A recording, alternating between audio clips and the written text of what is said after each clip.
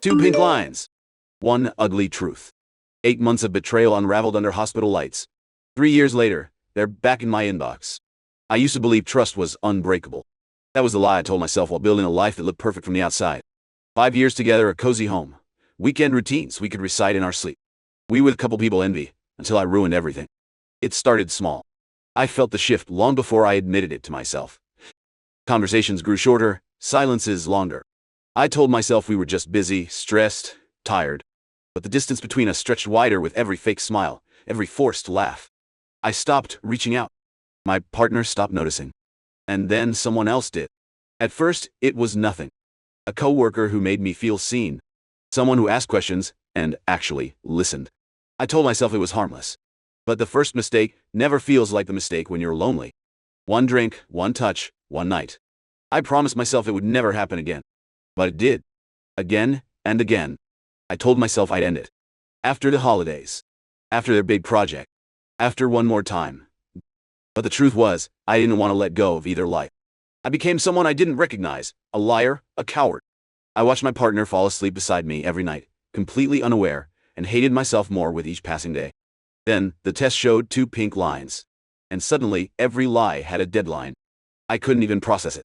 Couldn't figure out whose child it was. I thought about every terrible option. Hiding it, terminating it in secret, lying about the timing.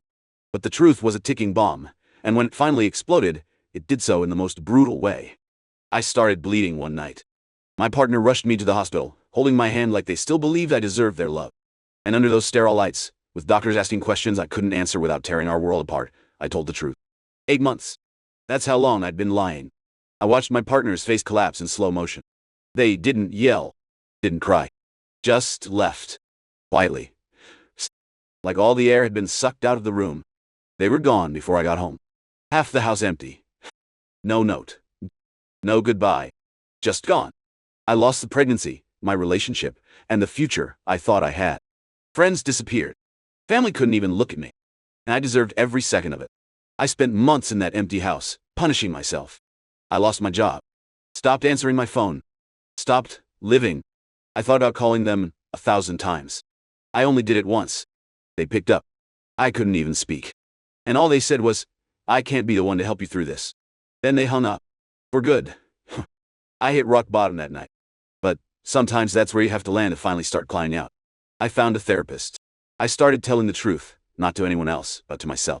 I sold the house. Moved across town. Started over. 3 years later, they reached out. One short message: "I hope you're doing better." Nothing more.